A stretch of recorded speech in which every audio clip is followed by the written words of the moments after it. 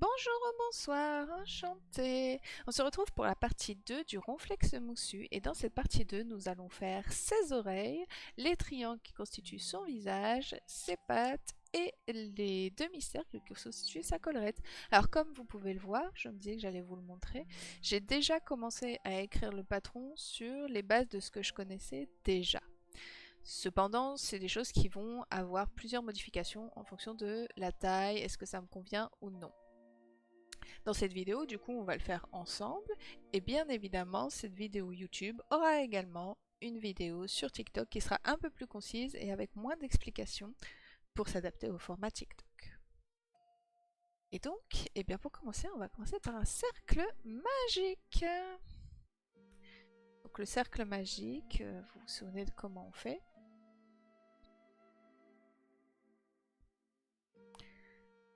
Pour le cercle magique, je vais vous remontrer quand même. On prend ses deux doigts, le fil, on le passe, tac. On vient chercher avec le crochet ici, on récupère le fil et on va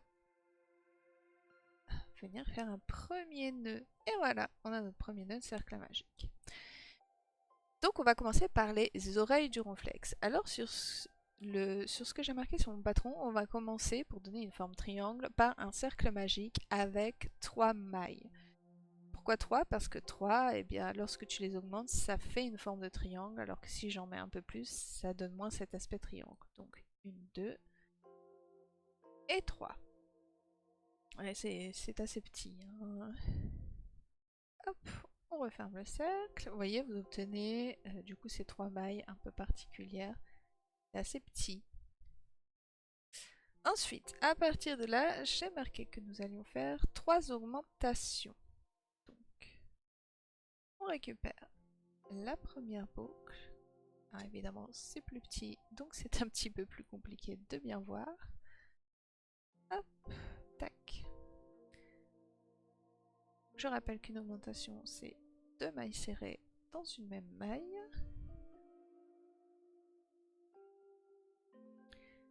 Tac. Et à la fin, bien évidemment, du coup, on obtiendra 6 mailles. Tac. Alors, on n'oublie pas de compter ces mailles. 1, 2, 3, 4, 5, 6.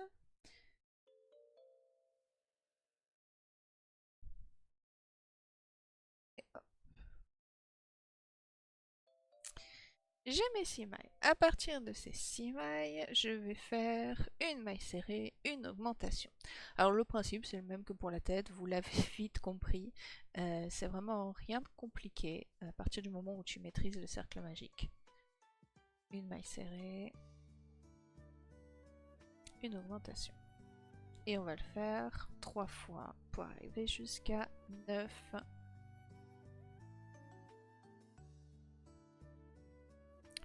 D'ailleurs, je me posais une question, parce que je l'envisage un peu, de faire des lives sur Twitch, mais je ne sais pas si ça intéresserait les gens, donc moi je serais partante pour le faire, et ça pourrait être également intéressant pour avoir du coup de l'interaction avec vous directement plutôt que de le faire au travers d'une vidéo.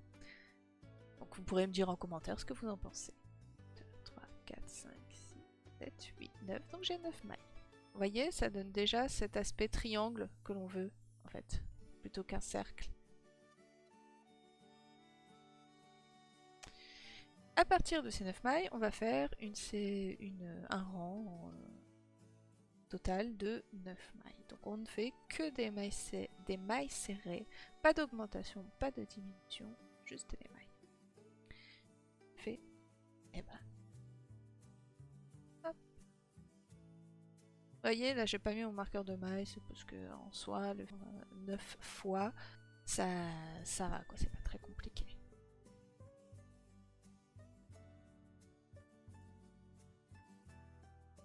On obtient un rond.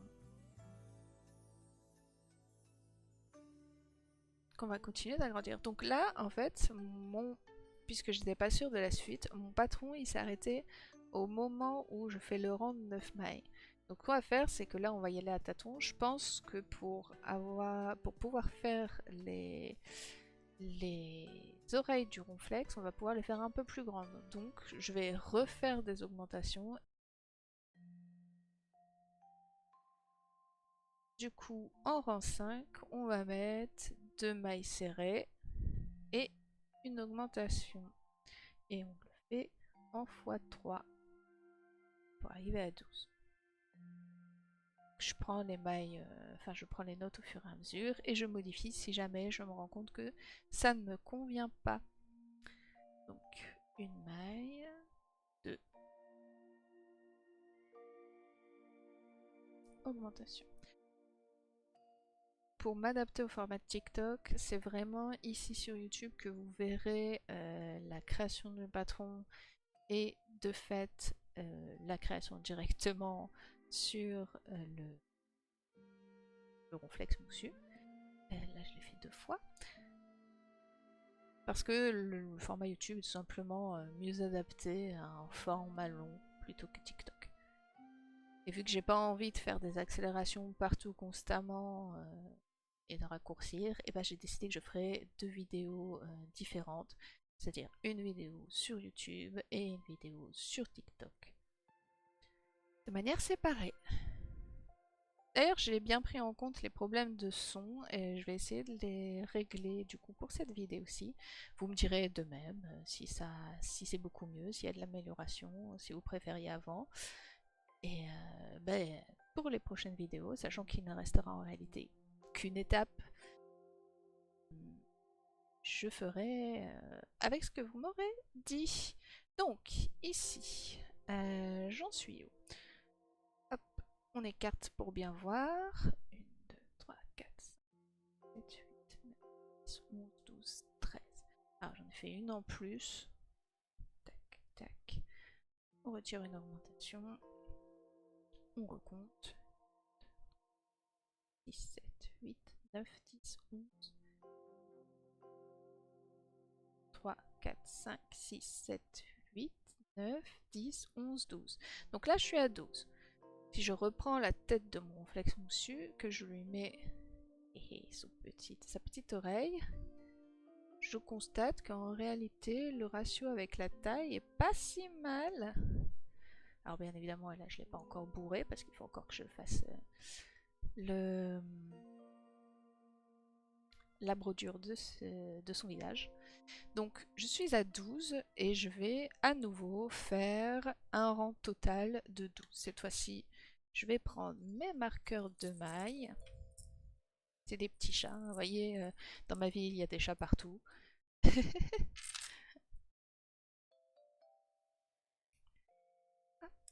Voilà.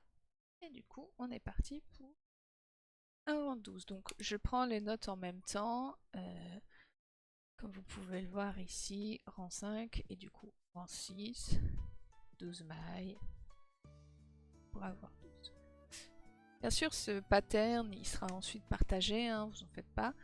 Vous pourrez le faire sans avoir nécessairement à regarder les vidéos, mais je vous fais quand même les vidéos pour que vous puissiez voir la mécanique, parce qu'il est beaucoup plus facile de comprendre quand on voit quelqu'un le faire que de comprendre en lisant simplement quelque chose dont on n'a pas forcément tous les termes techniques.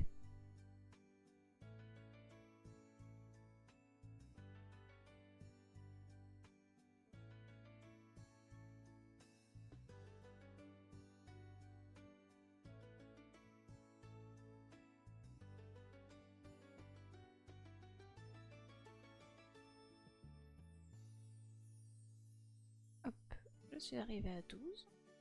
Voilà ce que ça donne. Je vais remarquer maille, donc je vais déplacer mon marqueur de maille. Tac. Je vais retirer mon crochet comme ça je ne perds pas ma maille puisqu'elle est tenue par mon marqueur. Et je vais à nouveau prendre la tête de mon ronflex. Et je vais regarder ce que ça donne. Vous voyez, ça donne ça à peu près. Je pense que je peux le faire encore un peu plus grand. Donc je vais à nouveau augmenter les mailles. Donc je vais à nouveau faire des augmentations. Qui signifie que du coup le rang 7 si je vous avais expliqué ça fonctionne en termes de rang.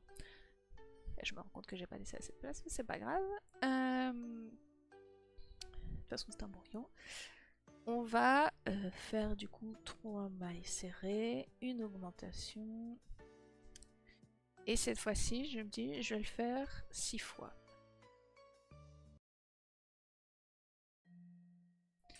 Hop, on reprend et on recommence. Donc je reprends depuis la maille que j'ai gardée. On fait toujours attention à ce que son fil soit bien...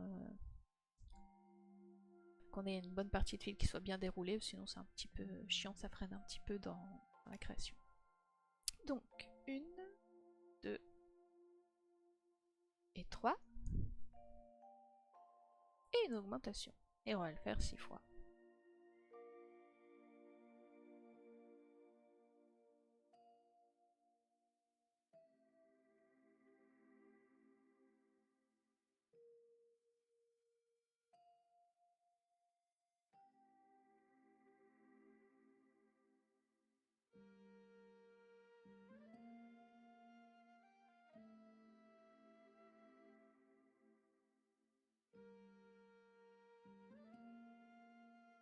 Et 18.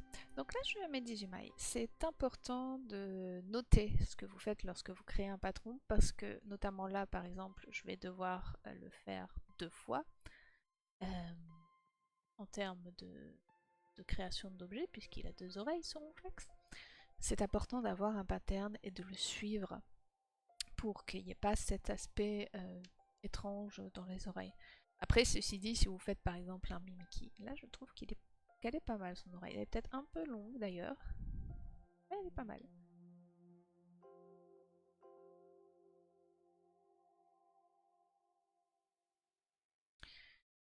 Après, ça dépend de ce que vous faites en termes de création. Par exemple, moi, la première chose que j'ai faite, c'est un Mimiki. Le Mimiki, ses oreilles, elles sont différentes. Donc, le pattern n'est pas le même pour les 2 oreilles. Mais là, dans le contexte de notre ronflex, ses oreilles sont les mêmes, en fait. Une partie de quelque chose que vous êtes en train de faire. Vous prenez les 2 mailles. Oula, vous faites une maille coulée. Donc, vous prenez les 2 mailles. Vous venez récupérer votre fil et hop, vous le mettez directement dans la boucle. À partir de là, vous prenez votre ciseau. Laissez toujours un fil assez long parce que vous allez en avoir besoin pour le coudre ensuite à la tête. Et voilà. Là, j'ai mon truc. Et comme vous voyez, si je tire, ça ne se retire pas.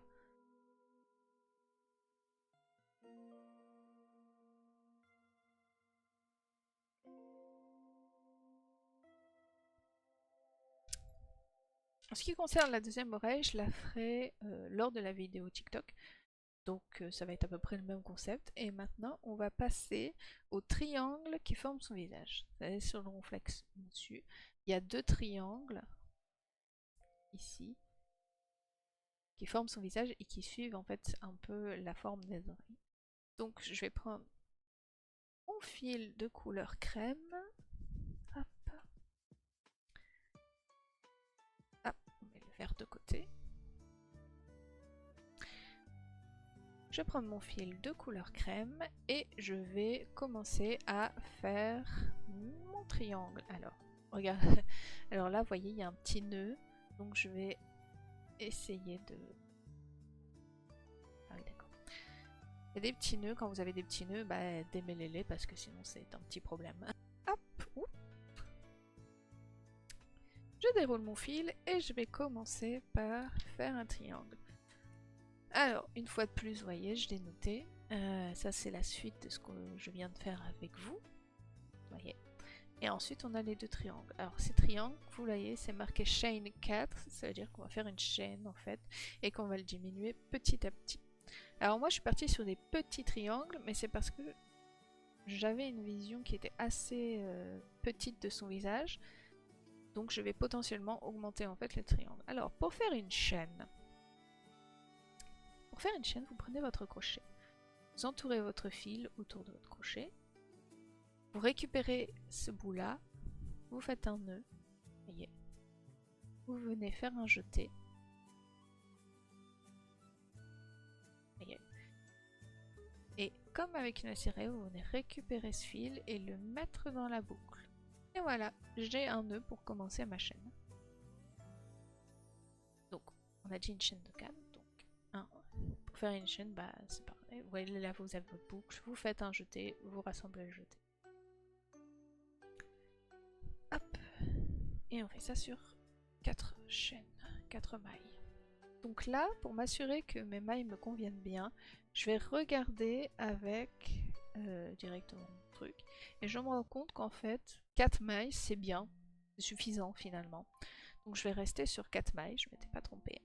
Et à partir de là, eh bien, on va faire le deuxième rang maintenant qu'on a notre chaîne de 4.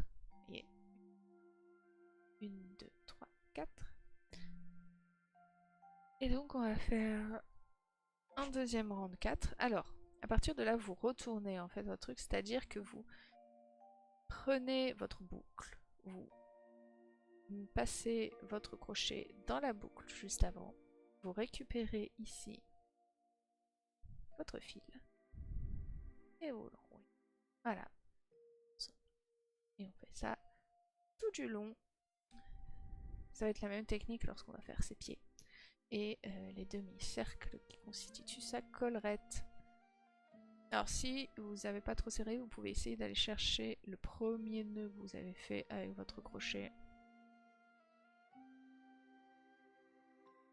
Et faire un nœud, mais sinon vous faites simplement une maille lâche. Donc une maille lâche en fait c'est quand on ne prend pas de maille, c'est comme si on recommençait une chaîne, c'est-à-dire que voilà, vous voyez il y a la boucle. Vous faites un jeté et vous lancez et vous avez votre maille lâche. Voilà. À partir de là, je vais faire une diminution. Donc je retourne à nouveau mon crochet. Ce mouvement de pivotage. Je vais à nouveau chercher cette boucle. Hop. Et j'ai dit que je faisais une diminution, donc on prend les deux boucles. La diminution, je vous ai montré comment on fait. Et vous voyez, on va avoir notre triangle. On va chercher la dernière boucle, faire une maille serrée. Et voilà. Là, on a un petit rectangle. Et on va à nouveau faire une maille lâche. Je vais le noter, parce que ça, je ne l'ai pas noté.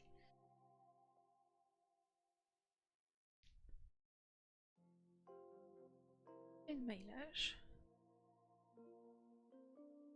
Une diminution. Une maille. Et une diminution.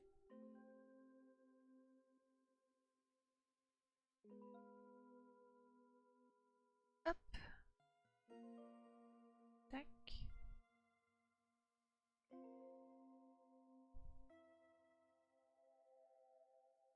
Et un peu là. Et là, on a un triangle.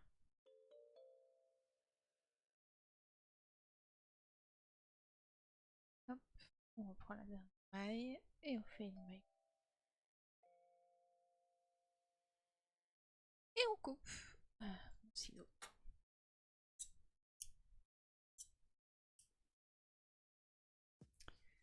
Tire. Et voilà, on a notre triangle. Alors vous pouvez écarter vos mailles si vous considérez qu'elles sont trop serrées. Au contraire. Là, on a une forme de triangle.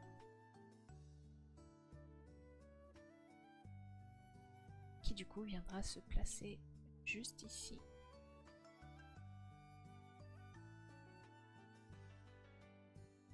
Et d'ailleurs, je me rends compte que je pourrais limite faire plus large en réalité. Son visage.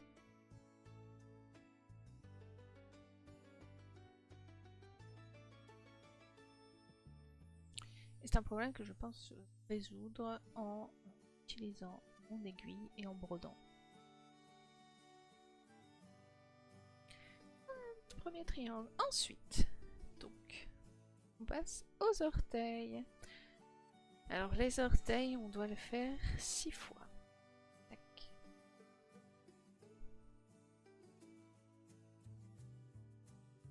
Donc va commencer par 4 mailles en cercle magique. Donc on reprend ce système de cercle magique qui en fait nous suit quasiment tout le temps lorsque vous faites un amigo. Clairement c'est la technique la plus utilisée pour les faire. Hop.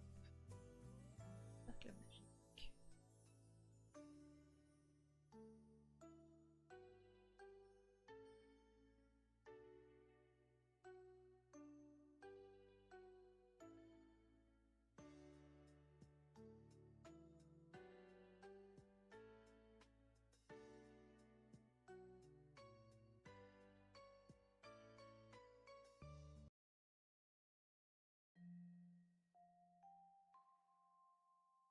Et ensuite, voyons la suite. Donc, j'ai mis 4 augmentations classiques. En général, pour créer une forme, c'est augmentation, augmentation, rang. Et ce jusqu'à ce que vous obteniez la taille que vous désirez. Ici, une augmentation dans chaque maille. C'est un total de 8.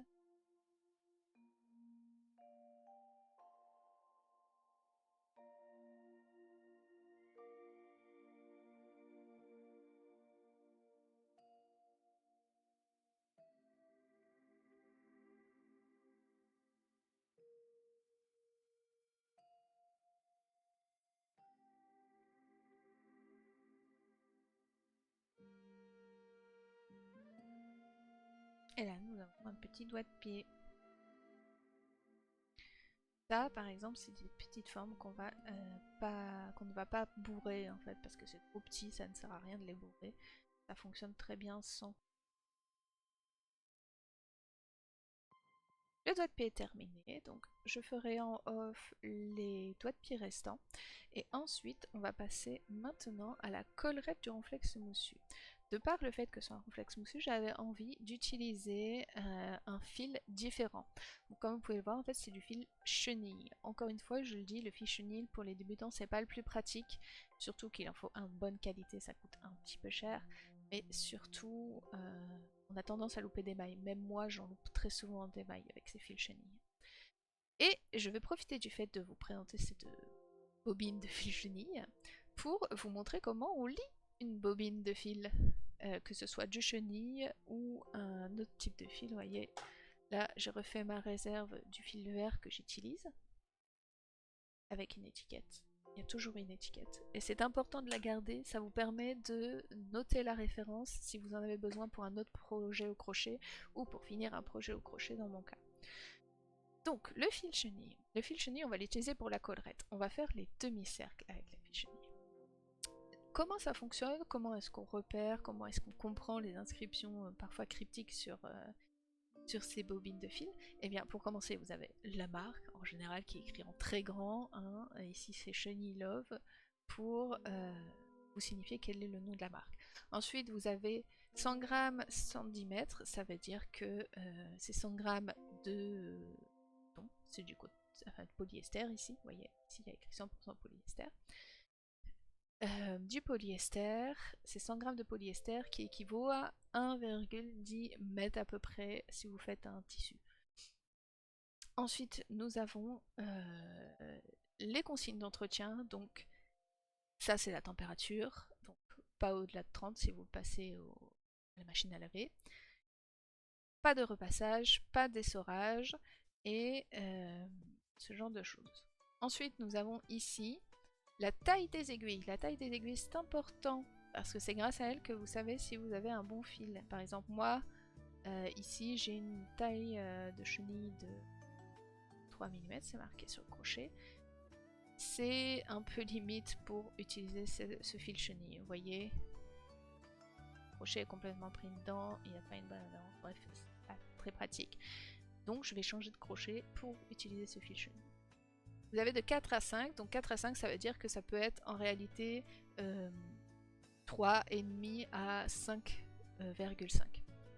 Pourquoi? Parce que la taille idéale c'est de 4 à 5, mais en fonction de la pression de votre expérience et ce genre de choses que vous mettez sur le fil, vous pouvez plus ou moins avoir besoin d'un crochet plus gros ou plus petit. Moi par exemple, si je favorise le 3 mm alors que en réalité le fil vers ces tailles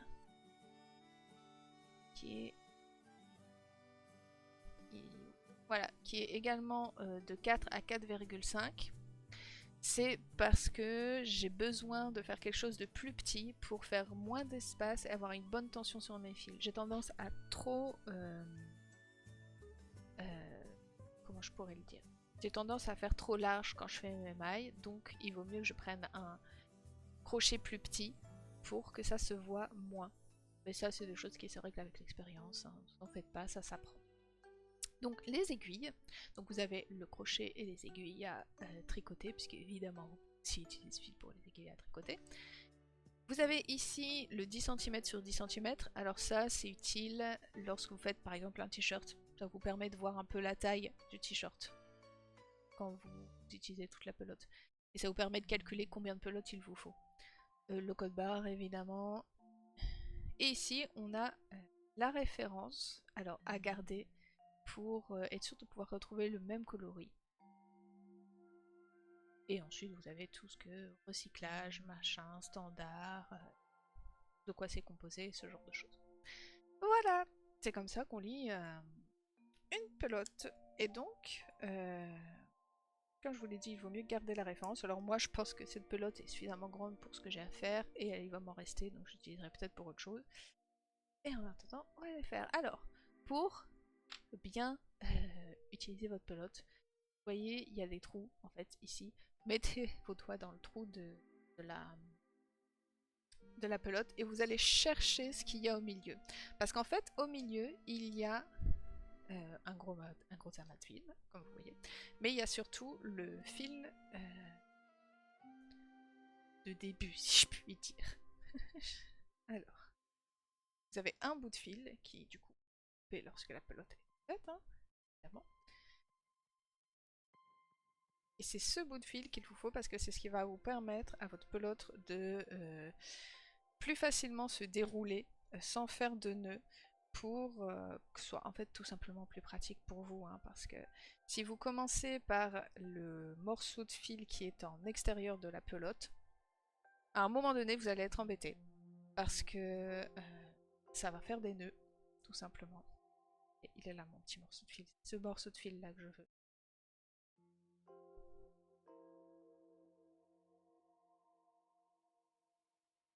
Alors, si ça vous intéresse, j'essaierai de m'enseigner un peu plus sur la manière dont on fait les fils, pour vous expliquer un peu mieux le principe, mais en fait, quand vous roulez une pelote, elle est faite en signe de diagonale, de 8 infini, en fait.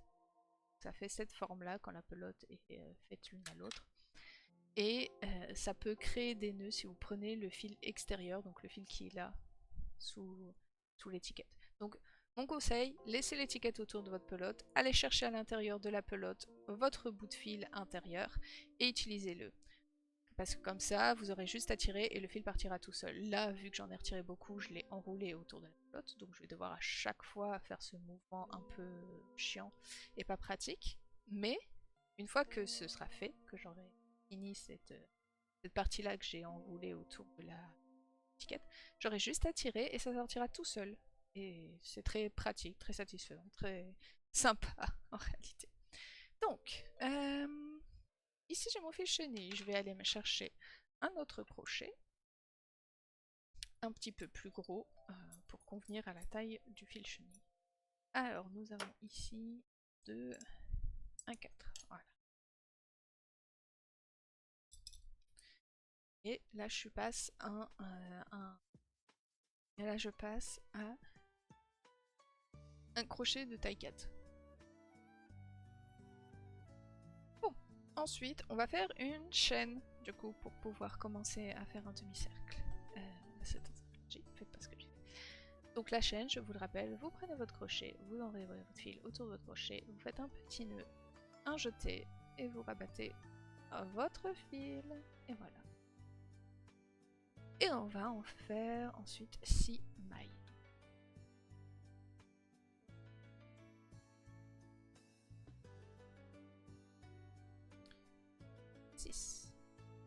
Donc vous voyez, c'est pas très simple de pouvoir compter vos mailles.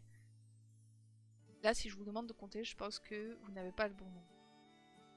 1, 2, 3, 4, 5, 6. Et là j'en ai 6. Si vous essayez de compter, je pense que vous avez du mal à déterminer où sont vos émails. Si normal, hein, c'est un fil chenille, c'est fait pour être fluffy et du coup un peu de mal à voir les mailles. C'est pour ça que c'est compliqué et que je vous le conseille pas au début. Ensuite, on va retourner, donc on fait une maille lâche. Et ensuite, on reprend. Tac. Dans cette maille là, hop là. Là c'est le même principe que les triangles. Ah. Et on va le faire. Maille. Et c'est pas très simple hein, de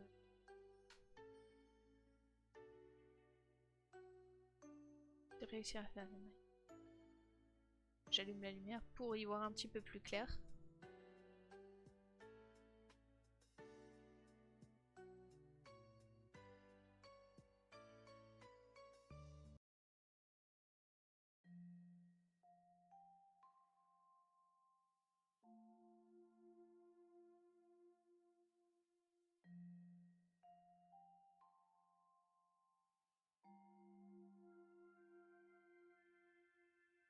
Et une maille.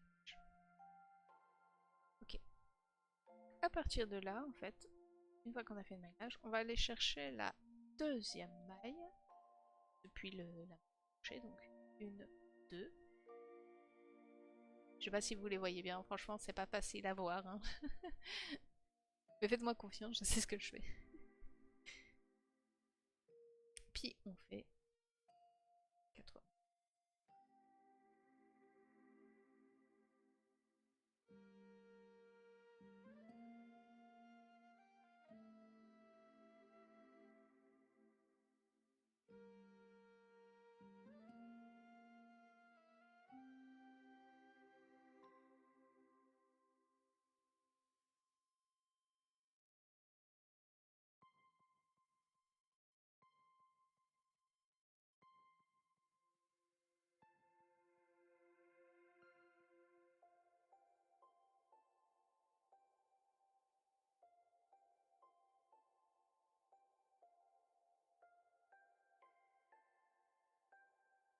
Pour arrondir le bout, on va jusqu'au bout.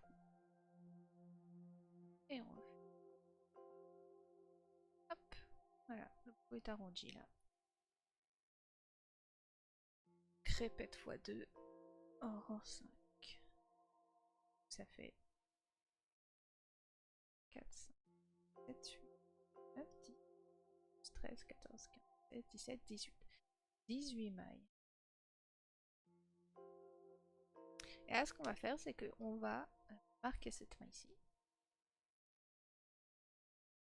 Hop. Là.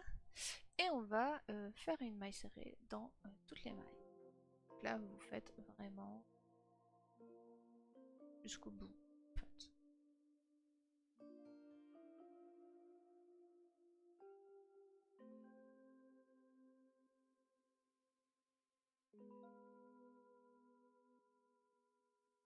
Évidemment, pour éviter cet aspect bombé, soit vous tirez, parce que ça veut dire que vos mailles sont trop serrées les unes aux autres. Enfin, sont trop serrées. Soit vous faites des augmentations.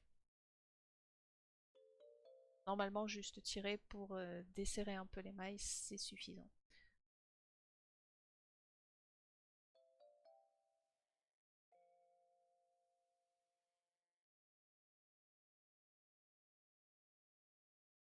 Et faites attention parce que vous allez voir, c'est pas facile de ne pas louper des mailles.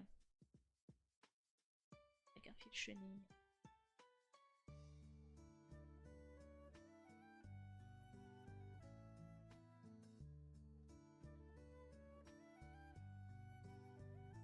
Après, si vous voulez quand même commencer avec du fil chenille, vous pouvez, hein. Ça veut pas dire que vous n'allez pas y arriver.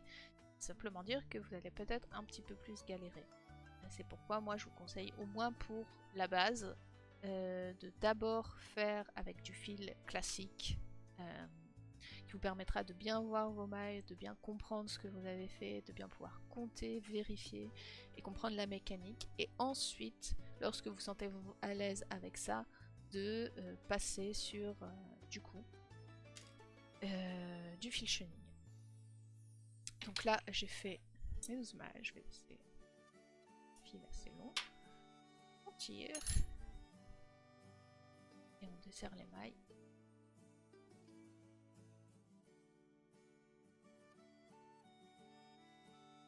Et voilà. Là, j'ai un bout de collerette qui est un. Bon, je peux pas le faire vraiment par rapport à la tête, mais vous voyez à peu près la taille que ça fait. J'aurais pu, je pense, m'arrêter à 12 mailles en réalité. Mais vu que je pense que le corps, je vais le faire assez grand, puisque c'est un ronflex, ça ne paraît pas déconnant. Cette forme-là, on va la faire à peu près 10 fois. C'est ce que j'avais décidé lorsque je vous ai montré comment faire un pattern depuis zéro. Mais en toute sincérité, on va voir ce que ça donne. Parce que je peux le faire beaucoup moins de fois, en réalité, je pense que ça posera pas de problème. On va laisser un point d'interrogation sur combien de fois on va le faire. Et ensuite, une fois que ça sera fait, bah, tant mieux. Une fois qu'on aura fait nos 10 ou 5, moi je pense que je vais quand même essayer de rester sur 10. Peut-être que si je trouve que ça peut être trop large, je descendrai. Parce qu'en fait, à partir de là, lorsque vous les aurez toutes, ces formes-ci, ce que vous allez faire, c'est que vous allez reprendre... On le fera ensemble, hein, mais ce que vous allez faire, c'est que vous allez reprendre ici la première maille et vous allez la continuer et vous allez faire un cercle en fait qui sera de la taille du corps du ronflex. C'est pourquoi il faut d'abord qu'on fasse le corps du ronflex avant de faire quoi que ce soit d'autre pour pouvoir définir à quel point ça va être gros ou pas. Donc maintenant ce que je vais vous montrer c'est la brodure du visage du ronflex parce que ça on peut le faire tout de suite. C'est même bien pratique de le faire dès maintenant, puisqu'ensuite, bah, ce sera beaucoup plus complexe si on met la bourre directement dedans. Donc je ressors mes aiguilles, de différentes tailles, hein, comme toujours.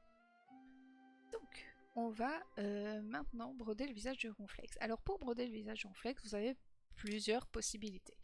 La première, c'est d'utiliser du fil à broder. Comme vous pouvez le voir, il y en a de toutes les couleurs. Là, c'est du rose parce que j'ai plus de noir. Mais ça permet du coup de faire de la broderie. C'est très joli. Il y a plein de couleurs. Et ça coûte un peu cher. Sinon, vous pouvez aussi utiliser un simple fil classique de couture. En fonction du projet, ça peut être pratique. Quand les projets sont un peu grands, c'est un petit peu chiant. Donc je pense que la meilleure alternative... En tout cas, si vous voulez pas avoir un gros budget crochet parce que vous commencez, vous savez pas ça, voilà. C'est d'aller chercher tout simplement des pelotes de laine, comme celles que vous utilisez pour le crochet, et d'utiliser le fil pour broder le visage. Et moi, c'est ce que je vais faire. Vous voyez, là j'ai du fil noir. Et avec ce fil noir, ben, on va aller broder le visage du ronflex. Donc, on va utiliser notre fil noir. Hop, on commence par retirer une longueur. Alors vous pouvez le couper tout de suite ou non. Moi en général je le coupe pas tout de suite parce que je sais jamais combien de fois je vais revenir sur la broderie. Donc on le laisse. Pour faire ça, vous le passez dans le de votre aiguille.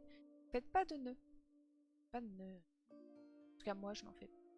Et ensuite vous allez venir chercher l'endroit où vous allez broder son visage. Alors.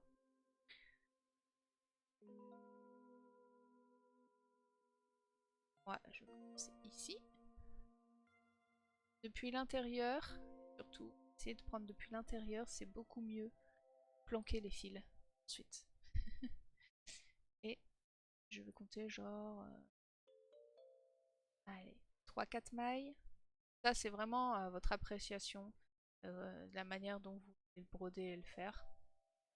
Et bien sûr en fait le principe c'est vous repassez à chaque fois dans le même trou. Jusqu'à obtenir l'épaisseur ou la forme souhaitée. Là, c'est vraiment pas des formes très compliquées, ce qui est un avantage, hein, parce que quand elles sont un peu plus compliquées, c'est un petit peu plus chiant. Là, j'estime que c'est une épaisseur suffisante pour son. Du coup, je vais cette fois-ci faire un nœud. Donc, je fais mon fil. Juste ici. Retirer mon aiguille, faire un nœud. Alors, pourquoi je fais un nœud? Je fais un nœud pour que ça tienne bien. Parce que sinon, après, je ne suis pas la plus douée en brodure, je vais pas vous mentir. Si vous voulez vraiment des conseils en brodure, je vous conseille d'aller voir de vraies personnes qui font de la brodure. Moi, je sais pas vraiment ce que je fais. Et voilà, donc en fait, le nœud, ça permet de faire en sorte que le fil part pas trop vite. Hop. Pour ce qui est de ranger les fils, cependant, en termes de crochet, c'est différent hein, de la brodure.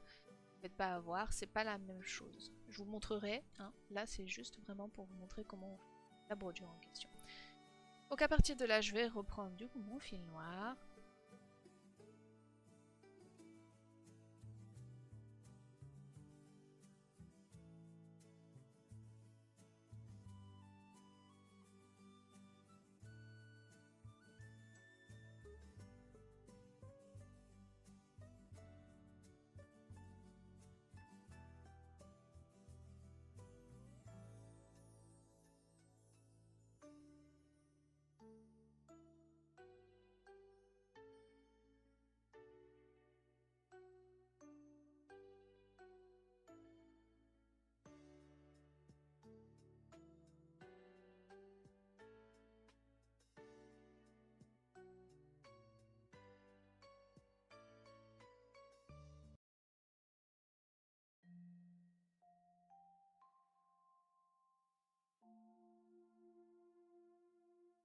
Et voilà, là on a ses yeux.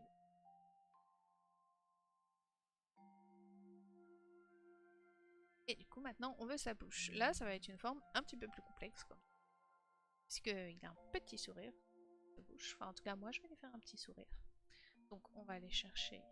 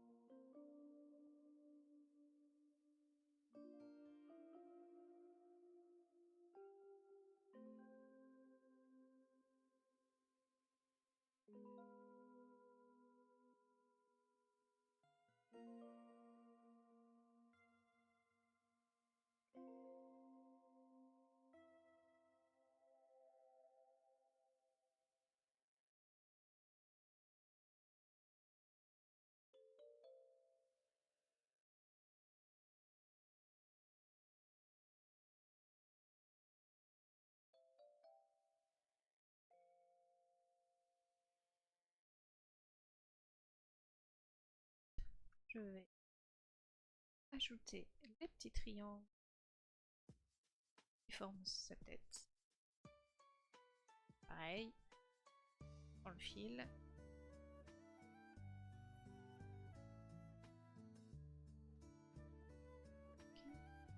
Trop bien.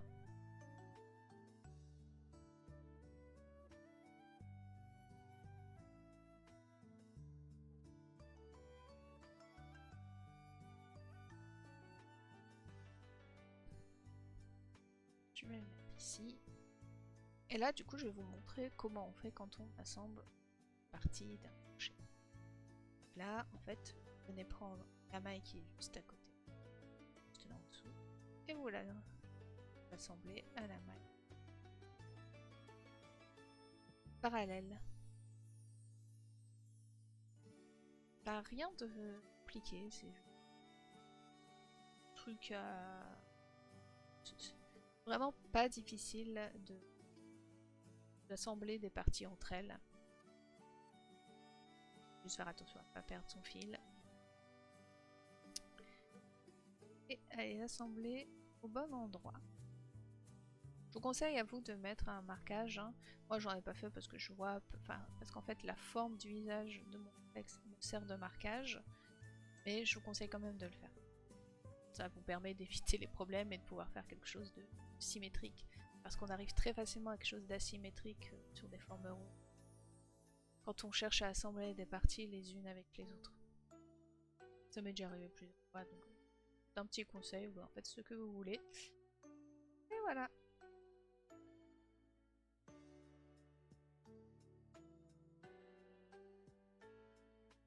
Okay. Tac.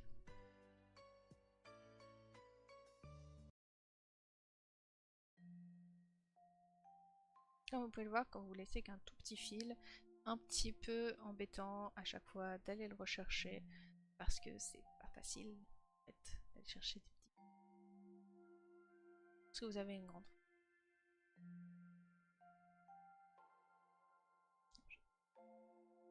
Tirer. Donc, une fois que vous avez assemblé vos parties, je vous conseille de l'assembler sur tous les côtés pour être sûr que ça tienne bien.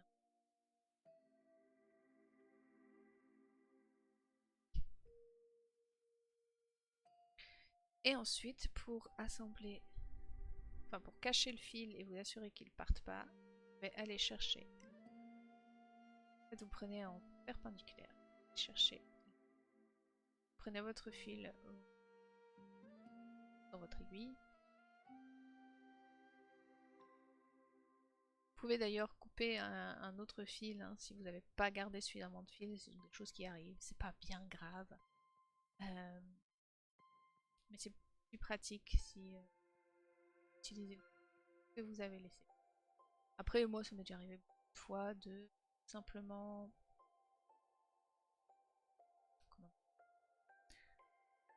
couper un fil pour venir l'ajouter. C'est plus simple et plus facile. Parce que du coup, vous n'avez pas à vous soucier de est-ce que vous avez calculé la bonne taille pour avoir le bon truc.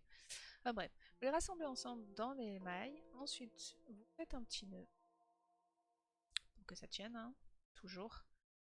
Et vous allez ensuite remettre les fils à l'intérieur de votre partie, ici dans le cas, enfin, à l'intérieur de votre projet. Vous allez ensuite réunir les fils en un nœud. Et là j'ai un tout petit fil, du coup c'est embêtant. Déjà fait un nœud mais j'aimerais en faire un deuxième. C'est comme les lacets, hein, toujours un double nœud pour être sûr que ça ne parte pas. Vous pouvez bien sûr vous aider de votre aiguille pour récupérer le fil. Donc là j'ai réussi à faire mes deux. Vous voyez ici, petit nœud.